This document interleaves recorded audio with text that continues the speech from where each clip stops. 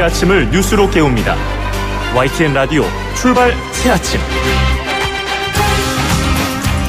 청취자 여러분 안녕하십니까. YTN 라디오 출발 새아침의 백병규입니다. 미국을 방문 중인 정의용 청와대 국가안보실장과 서훈 국정원장이 본격적인 중재 외교에 나서게 되죠. 이 대미 특사단은 맥메스터 백악관 국가안보보좌관, 그리고 마이크 폼페이오 그 CIA 국장, 또 그 대북 문제와 관련한 이 부처의 장관들 그 차례로 만날 예정인데요. 아무래도 트럼프 미 대통령을 직접 만나고 올 수 있을지가 이제 주목되고 있습니다. 그리고 또 하나 있죠. 이 정의용 그 안보실장이 가져갔다고 하는 북한의 그 비공개 카드에는 과연 어떤 내용이 담겨 있을지, 이게 가장 큰 관심사인데요. 이 잠시 후 일부에서는 그 노무현 정부의 그 대북 특사였죠. 통일부 장관을 지낸 민주평화당의 그 정동영 의원으로부터 이야기 들어보도록 하겠습니다. 오늘 평창 동계올림픽이 열립니다. 오늘 2부에서는 그 패럴림픽이죠. 패럴림픽 그 개회식 무대를 준비하고 있는 분이시죠. 세계적인 그 소프라노 그 조수미 씨 만나볼 텐데요. 이 패럴림픽의 주제가 평창 이곳의 하나로, 영어로는 Here as One인데요. 이 주제가 직접 들어보는 시간도 마련했습니다. 3부는 매주 금요일 아침에 그 책임져 주시는 그 두 분이죠. 이 경기대학교 그 김원국 겸임교수, 그리고 미래전략개발연구소의 그 김우석 부소장 두 분과 함께 한 주 동안 있었던 그 정치권 소식 자세히 분석해 듣도록 하겠습니다. 3월 9일 금요일입니다. YTN 라디오 출발 새 아침. 먼저 광고 듣고 시사 칼럼니스트 그 이성원 씨와 함께 지금까지 들어온 뉴스 정리해 보겠습니다.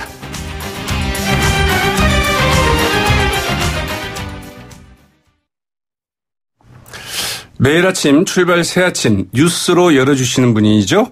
이성원 시사 칼럼니스트 스튜디오에 나와 계십니다. 안녕하십니까? 네, 안녕하세요. 네. 이 트럼프 미 대통령 결국 그 한국산을 포함한 이 수입 철강 25%의 이 관세부가 이 관세 폭탄을 결국 터뜨렸어요. 그렇습니다. 미국 트럼프 대통령이 한국산을 포함한 수입 철강과 알루미늄에 대한 고율의 관세 부과를 결국 강행했습니다. 말씀하신 것처럼 수입 철강에는 25% 그리고 알루미늄에는 10%의 관세를 각각 부과하도록 했는데. 15%를 부과했다는 이야기도 있던데. 15%요? 네. 그렇습니까? 캐나다와 멕시코만 이 관세 조치 대상국에서 제외됐습니다.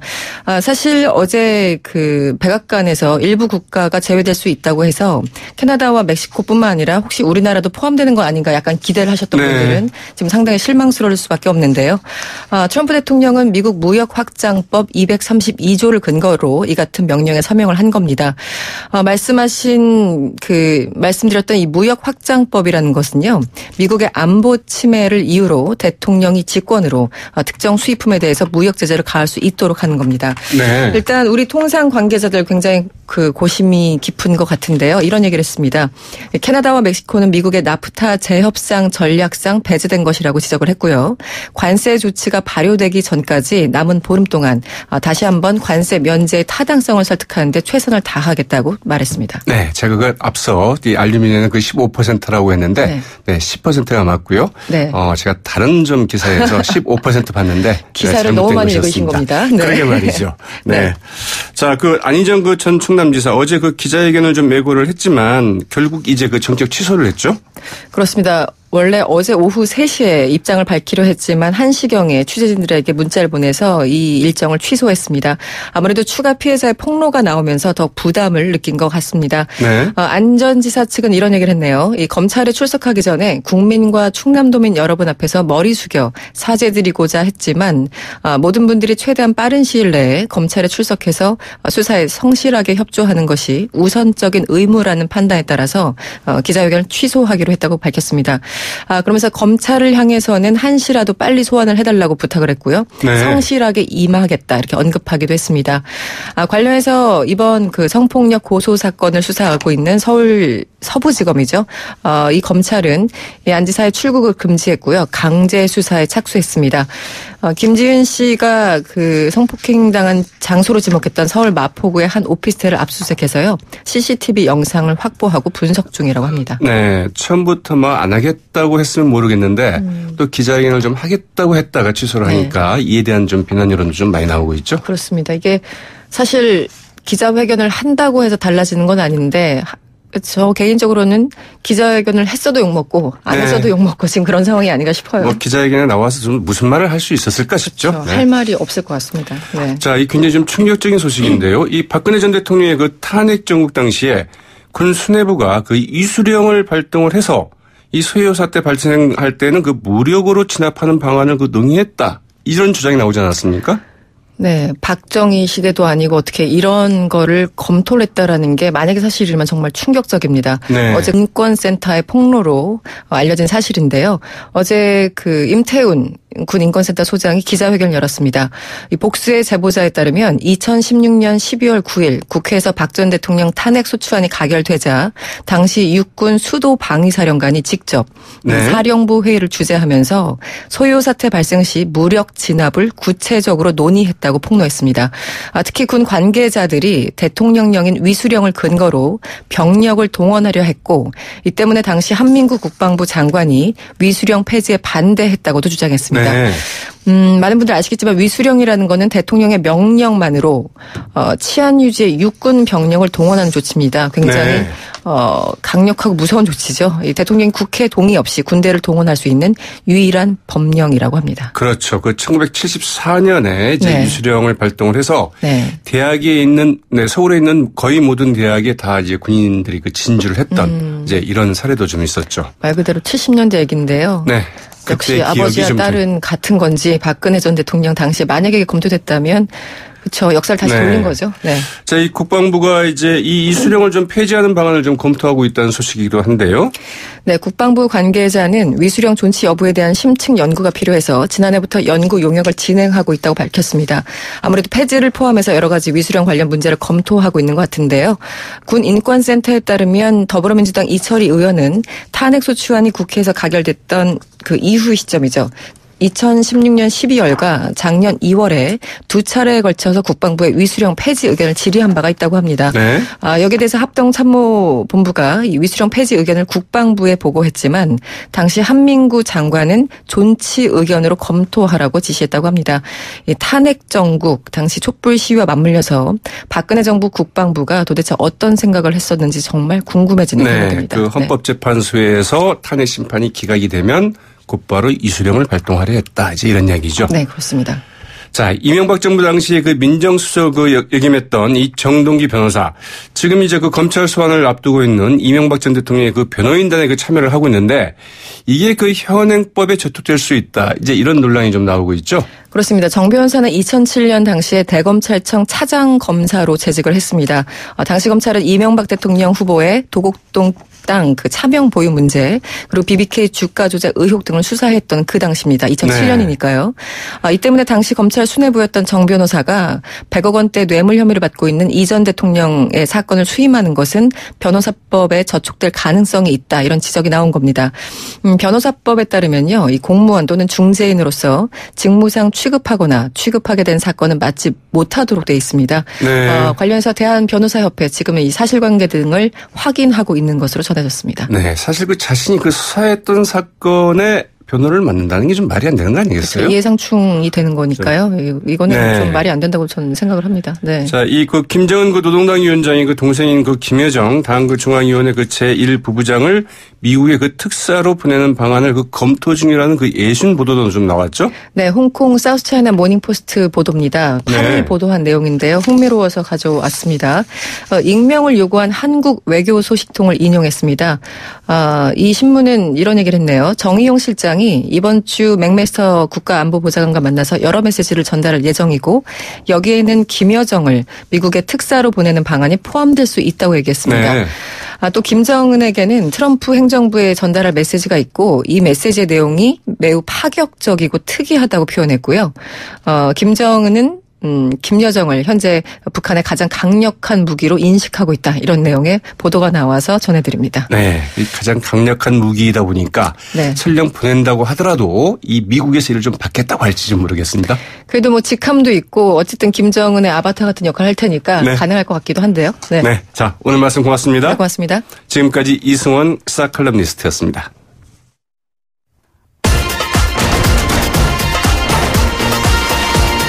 여러분이 지금 듣고 계신 주파수는 FM 94.5MHz입니다. YTN 뉴스 FM.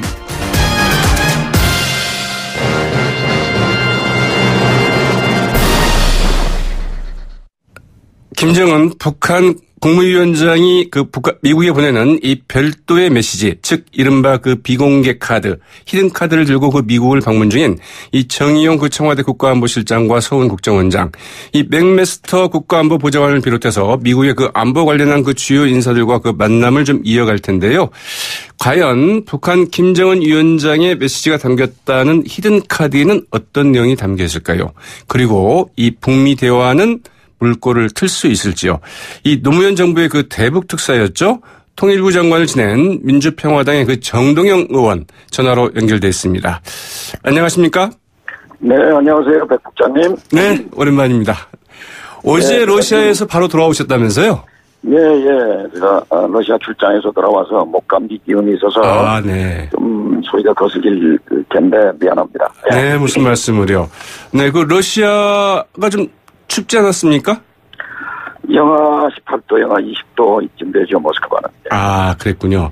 자, 그럼 러시아에서 대북 특사 이야기들을 다 들으셨겠어요?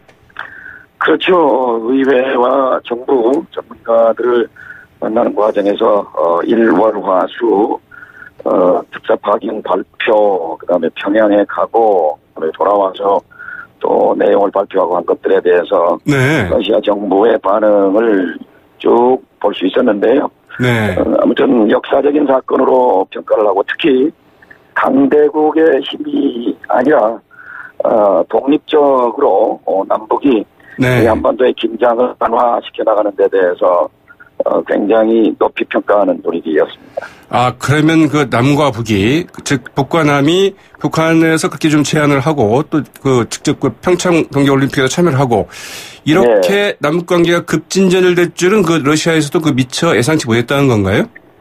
그렇죠. 이제 러시아는 또 이제 평창 올림픽에서 네. 작은 에피소드입니다만 청와대에서 국가 단위로 참여하지 않은 러시아 대표단을 특별히 불러서 격려하지 않았습니까? 그런 부분에 대해서 빠짐없이 네. 감사를 표시했고 평창 올림픽에서 남북이 보여준 그런 화해와 협력의 분위기에 대해서 굉장히 고무적으로 평가했고 러시아도 북한의 특사를 네. 보낼 계획을 검토하고 있었습니다. 아, 그래요.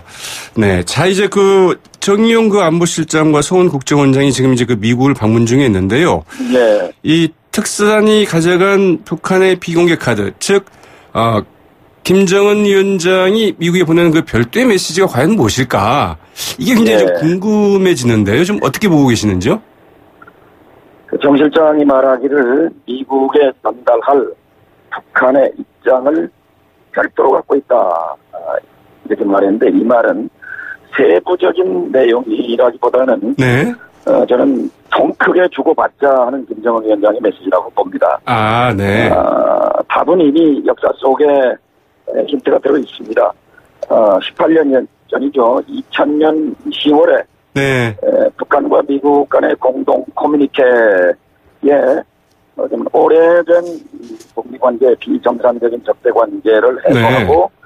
그리고 북한의 그때 위협이었던 미사일 문제에 대해서 합의를 한 내용이 있는데요. 네. 그 절에서 볼 수 있듯이 이번 내용에도 아마 북한 특사를 워싱턴에 파견하겠다는 것, 네. 또 미국 특사의 평양 초청, 그리고 북미 관계 정상화, 또 이 연장 속에서 미국이 위협을 느끼고 있는 ICBM 개발 문제, 네.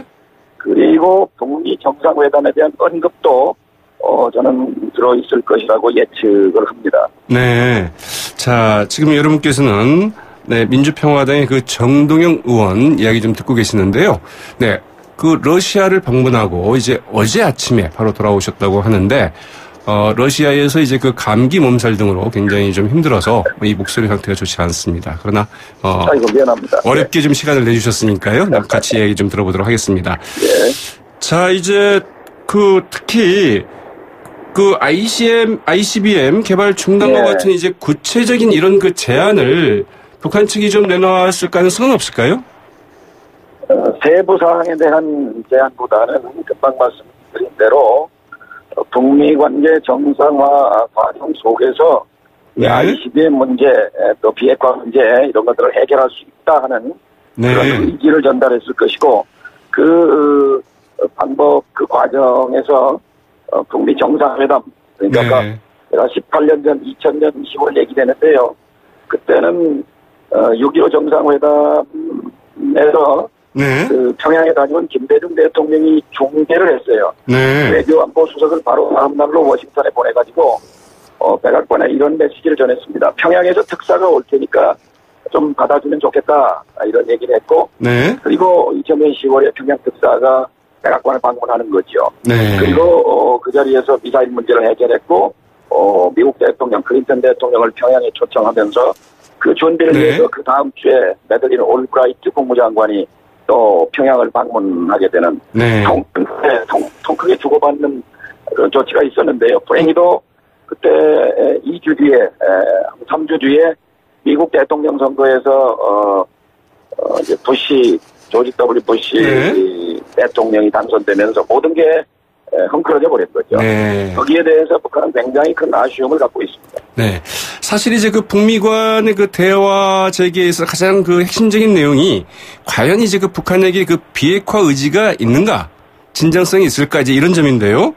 네. 북한이 네, 그 김정은 위원장이 이번에 그 비핵화 입장을 좀 밝히긴 했습니다만은 바로 그 다음 날이었던가요? 오히려 이제 그 북한의 그 노동신문에는 이 북한의 핵보유는 그 정당하다. 시비거리가 될 수 없다. 이제 이런 논평이 나오면서 이 북한의 비핵화를 믿을 수 있겠는가? 그 진정성이 있다고 볼 수 있겠는가? 이제 이런 의구심도 꽤 나오고 있는 것 같아요. 질문을 이제 바꿔서 하게 되면 네. 북한의 핵 보유 의지가 있는가 이렇게 물어보면 그 답은 명백합니다. 있지요. 아, 네. 그런데 핵을 보유하려는 의지의 목표가 있을 것 아니겠습니까? 그렇죠. 목표는 분명히 이번에 김정은 위원장이 얘기를 했어요. 네. 자신들에 대한 군사적 위협 그리고 체제 안전 보장 이것이 사라지면 핵을 가질 이유가 없다고 했습니다. 네. 그러니까 비핵화 의지가 있느냐 없느냐 묻는 질문보다는 네. 그러니까 핵을 갖지 않고도 핵을 갖고서 달성하려고 하는 이 목표 군사적 위협이 없고 체제 안전 보장을 받는 이런 것을 주고받을 수 있느냐 이것이 더 정확한 질문이라고 네. 봅니다. 그리고 진정성이 있느냐 하는 문제는 과학적 용어는 아니죠. 네, 그렇죠. 그러니까 주관적 판단이기 때문에 결국은 국가 간의 관계는 각국의 이익과 손해가 있지 않습니까? 네. 이익과 손해를 책상 위에 올려놓고 교환하는 것입니다. 이게 외교죠. 이게 협상입니다. 네. 자, 이제 그 미국이 어떻게 나오느냐가 굉장히 중요할 것 같은데요. 트럼프 미 대통령은 좀 어떻게 나올 것 같습니까? 두 가지 측면이 다 있습니다. 하나는 이른바 모든 것을 거래로 비즈니스로 간주하는 트럼프 대통령이 남는 장사라고 생각이 되면 적극적으로 응할 것입니다. 네. 그런데 제가 러시아에서 의회와 정부 관계자들이 일관되게 얘기하는 것은 네. 회의적이었습니다. 트럼프 뒤에 군산 복합체가 있다. 네. 군부가 있고 관료 집단이 있는데 북한 문제를 해결하지 않는 것이 그들의 이익이다. 네. 그렇기 때문에 계속해서 미국의 군비를 증강해서 세계에 대한 장악력을 높이려고 하는 그 입장에서 볼 때는 아마 쉽지 않을 거다. 이렇게 비관적으로 보는 입장이었고 또 하나는 네. 미러 관계, 미중 관계가 원만하다면 이게 북미 협상도 순탄할 텐데 지금 미중 관계, 미러 관계가 불편하기 때문에 네. 아마 쉽지 않다 하는 그런 비관론도 있습니다만 그러나 또 다른 측면에서 이 한반도 문제, 한반도화 특히 문재인 대통령이 언급한 네. 내 운명을 남에게 맡길 수 있겠는가 하는 얘기가 저는 굉장히 핵심이라고 봅니다. 네. 결국 한국 대통령의 철학과 의지 그것에 따라서는 트럼프 대통령도 견인할 수 있다. 한미 동맹이기 때문에 네. 진정한 동맹이라면 동맹국 국가 원수가 강한 의지와 철학을 갖고 네. 남북관계 개선과 긴장 완화를 추진하는데 이것을 발목 잡아서는 안 되는 거죠. 진정한 동맹이라면. 네. 자, 이제 그 시간이 좀 많지는 좀 않은데요. 이 4월 예. 말에 그 남북 정상회담이 좀 예고돼 있지 않습니까? 예. 이 남북 정상회담에서 꼭 풀어나가야 될 가장 중요한 쟁점이 있다면 뭐라고 보시는지요? 남북 관계를 이제 9년 동안의 공백 암흑기가 있었지 않습니까? 네. 남북이 서로 근친 증오 관계로 빠졌던 이 9년간을 청산해야 합니다. 네. 그래서 2007년 10월 4일 김정은 위원장의 아버지 김정일 위원장과 노무현 대통령이 합의했던 네. 남북 간의 평화를 간섭에 올려놓고 공동 번영을 추구하는 이 평화 공존 정책을 이제 다시 시작하는 것이죠. 네. 제2의 6.15 시대, 제2의 14시대를 만드는 것이 남북 정상회담의 본질, 목표가 될 거라고 생각합니다. 네. 오늘 말씀 고맙습니다. 예, 감사합니다. 네, 지금까지 통일부 장관을 지내셨죠? 그 민주평화당의 정동영 의원이었습니다. YTN 라디오 그 출발새 아침 1부는 여기까지고요. 저는 잠시 후 2부에 다시 찾아뵙겠습니다. 소통의 아침을 여는 공정한 목소리 YTN 라디오 출발 새 아침. YTN 라디오 출발 새 아침 2부 순서 시작할 텐데요. 먼저 그 광고 듣고 오겠습니다. 2018 평창 동계올림픽의 감동을 이어줄 평창 패럴림픽이 오늘을 이제 시작으로 그 열흘간 그 개최가 되는데요. 개회식은 그 오늘 저녁 8시 그 평창 올림픽 스타디움에서 이제 있게 됩니다. 전 세계인이 함께하는 무대에 그 축제의 기분을 그 만끽하게 해주는 게 있죠. 바로 그 주제가인데요. 늘 기대를 이제 모으는 그 가창 무대이기도 합니다. 이번 그 패럴림픽에는 그 세계적인 성악가 소프라노 조수미 씨가 Here as One 평창 이곳의 하나로라는 그 주제가를 이제 부를 예정인데요. 2018 평창 동계올림픽 패럴림픽 그 홍보대사인 이 소프라노 그 조수미 씨 직접 전화 연결해서 이야기 나눠보겠습니다. 안녕하십니까? 네, 안녕하세요. 네, 오늘 굉장히 바쁘실 텐데요. 이렇게 좀 인터뷰에 응해주셔서 정말 감사합니다. 네, 반갑습니다. 지금 그 평창에 가 계시는지요? 네, 그렇습니다. 네. 이 평창 동계올림픽 그리고 패럴림픽과는 상당히 좀 인연이 깊으신 것 같아요. 네, 제가 2003년부터 평창 동계올림픽 홍보대사를 맡아서 일을 하고 있는데요. 네. 사실은 그 소치하고 밴쿠버에 저희들이 고배를 마시고. 그렇죠. 네, 세 번째 저희가 평창이 이렇게 올림픽을 유치하게 됐기 때문에. 네. 저로서는 뭐 그 누구보다도 아주 중요하고 어떻게 보면은 참 제일 어떻게 좋아했었다고 해야 하나요? 네. 그런 사람이죠. 네. 어떻게 이렇게 그 오래전부터, 그러니까 1, 2, 3차, 이 3수 했었잖아요. 네. 그 1차 때부터 이제 계속 그 인연을 맺으신 건데. 네. 이렇게 그 인연을 그 평창 동계올림픽과 이제 오래전부터 인연을 맺고 또 이제 이번에 동계올림픽은 물론이고 그 패럴림픽 그 홍보대사까지 맡게 된 어떤 특별한 계기가 있었을까요? 네, 제가 연주 활동을 하면서 이제 세계를 네. 이렇게 여행을 하는 기회가 참 많은데 제가 느끼는 것은 역시 음악과 스포츠는 네. 전 세계인들이 서로 공유하고 사랑하고 그리고 또 특히 스포츠는 또 음악과 유사해서 그 자신의 노력과 훈련을 통해서 네. 그 끊임없는 그 도전을 하고 그런 어떤 제가 음악인으로서의 느끼는 그런 매력이 굉장히 강했거든요. 네. 그래서 지금까지 이렇게 스포츠나 이런 자신의 열정을 불태우는 그런 스포츠 선수들을 보면은 저하고 굉장히 비슷하다는 생각이 많이 들어서 유심히 또 그들의 연습 장면 또 퍼포먼스 장면들을 많이 봤고 또 사실 개인적으로 그런 국제적인 스포츠 행사의 그 폐막식에 많이 섰었죠. 뭐 네. 북경에서도 아니면 시드니에서도 안드레아 보첼리하고 같이 축하 무대 했었고 소치에도 섰었고 또 아스타나 동계올림픽에서도 개막식에 섰었고요. 네. 네. 또 저희 월드컵 때도 쓰지 않았습니까? 그렇죠. 월드컵에도 네. 제가 빠지면 안 되죠. 그때도 그렇죠. 홍보대사. 네. 이 말씀하신 것처럼 이 참 음악과 스포츠에는 국경도 인종도 차별도 없다. 이제 이런 이야기신 것 같은데요. 네, 맞습니다. 네. 특히 이제 그 패럴림픽 때문에 그 좀 관심을 좀 많이 가지셨다. 뭐 이런 이야기도 있던데요. 네, 올해 그 평창 동계올림픽 개막식에서, 저를 보고 싶으셨다는 분들이, 아쉬워하시는 분들이 꽤 많으셔서, 저로서는 네. 굉장히, 감사하고, 여러분들의 사랑에 굉장히, 감동을 받았는데요. 사실, 저는,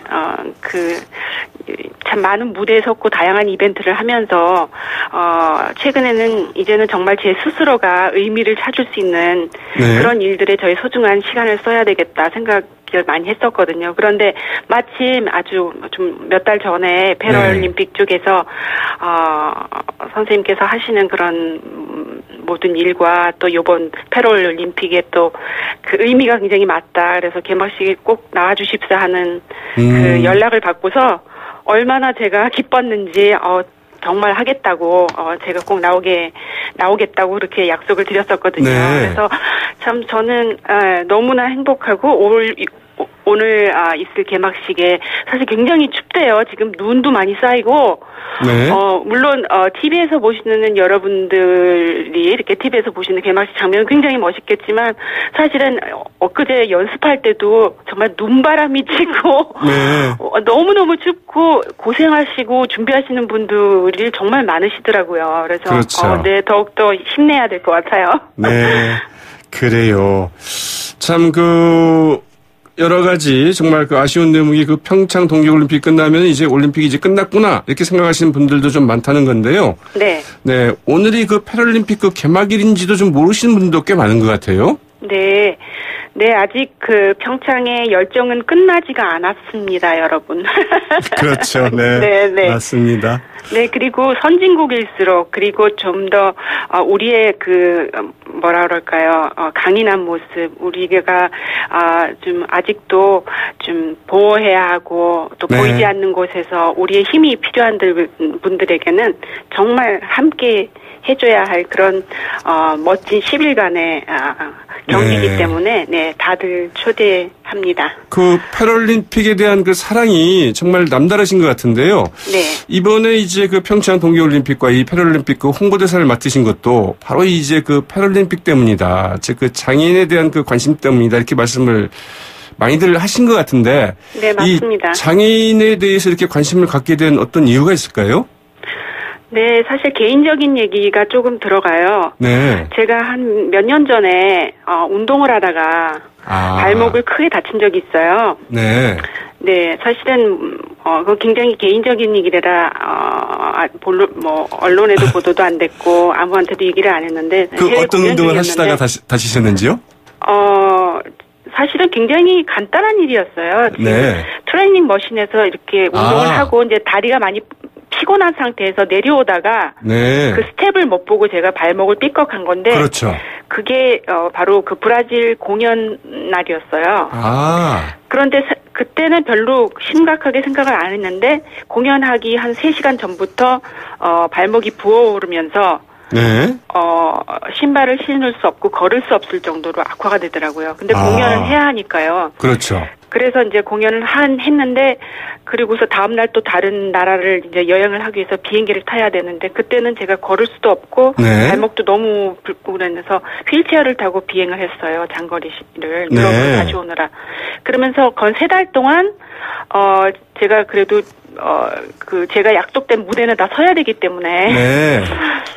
휠체어를 타고 계속 여행하고 무대에서 앉아서 노래하고 그렇게 지내다 보니까 굉장히 너무너무 저는 불행하고 왜냐하면 제가 그냥 집에서 그냥 쉬었으면 모르는데 네. 공연을 하고 세계를 돌아다니는 사람인데 너무 원망스럽고 막 그런 생각이 있는 반면 네. 사실 아침에 이렇게 일어나서 네. 일어나서 화장실 가는 그게 어떻게 일어나서 가야 될지가 걱정이 될 정도로. 그렇죠. 그러니까 제가 한번 그런 고통을 겪어보니까 정말 이런 장애를 가지시고, 그리고 또 많은 분들이 장애를 갖고 태어나시는 분도 있지만, 사고나 이런 생각지 않은 일로서 이렇게 몸을 다치시는 분들이 정말 많으시더라고요. 네. 그래서 제가 그걸 겪어보니까, 정말, 그러니까 경험을 하지 않으면 그런 거를 사람들이 잘 모르잖아요. 근데 저는 너무너무 하나님께 감사드리는 게 네. 굉장히 불편하고 힘들고 무섭고 두려웠지만 지금은 오히려 제가 감사드리는 게 그 네. 분들을 더 이해하고 더 서포트하게 되고 네. 그래서 좀 더 제가 이제 좀 더 신경을 쓰고 제가 뭔가를 해드려야 되겠다는 생각을 하게 된 거예요. 네, 그렇군요. 네. 네, 그 이야기 들어보니까 이제 이 휠체어 그네라는 것까지 직접 제작을 이제 하셨다고 하던데요. 네. 자, 이번 그 패럴림픽 종목 가운데 좀 가장 기대하고 계신 그 종목이 있다면 어떤 걸까요? 네, 아무래도 말씀하신 것처럼 이제 어린이들을 위해서 그 휠체어를 타고서 그네를 탈 수 있는 그런 놀이기구가 우리나라에 없다고 그래서 네. 5년 전부터 제가 우리나라 어린이들한테 선물하고 싶다 그래서 우리나라 국내 제작이 또 안 된다고 해서 제가 선물하고 싶어서 네. 제작을 했는데 다행히도 그 다음 해에 네. 4년 전에 우리나라에 처음으로 최초로 그 그네를 우리나라에서 만들게 됐어요. 아, 그래요? 그러니까 이게 작은 게 씨가 돼서 네. 이렇게 풀리는데 사실은 그러니까 그런 걸 보면서 요번에도 이제 뭐 알파인 스키도 있고 뭐 크로스 컨트리 아이스하키 이런 것도 많은데 제가 그래도 제일 관심 있고 재밌어 하는 부분이 휠체어 컬링이에요. 네, 아무튼 요번에 우리 선수들이, 이 종목에 또 2010년에 밴쿠버에서 또 은메달을 땄기 때문에 그리고 또 4명 선수 중에 1명은 또 여성 선수가 들어가거든요. 네. 그래서 굉장히 재밌을 것 같아요. 네. 자, 이제 앞서 개회식 무대에 직접 서신다고 이제 이야기 하셨는데요. 네. 이 개회식에서 부를 주제가가 벌써부터 화제인데. 네. 제목이 Hero is One. 그렇습니다. 평창 이곳의 하나로 이렇게 네. 돼 있는데 직접 작곡을 하셨다면서요? 아니에요. 작곡보다는요. 작곡은 사실은 이태리의 작곡자가 했고요. 가사는 저희가 좀 썼고 그런데 이제 가사가 굉장히 좀 네.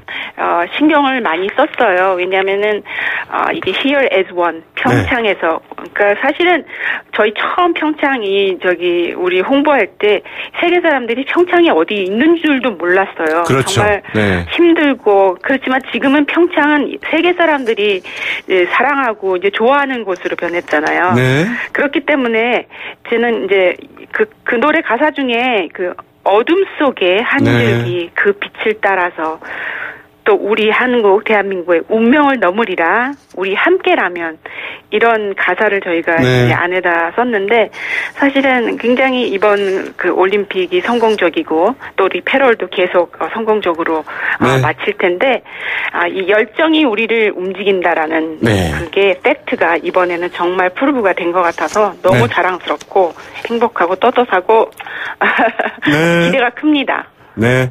정말 오늘 말씀 고맙습니다. 네, 감사합니다. 네, 지금까지 소프라노 조수미 씨였고요. 네, 바로 이 주제곡이죠. Here is One. 네, 이 노래 들어보도록 하겠습니다. YTN 라디오 출발 새 아침 2부 순서는 여기까지입니다. 저는 잠시 후 8시 10분경 3부에 다시 찾아오겠습니다.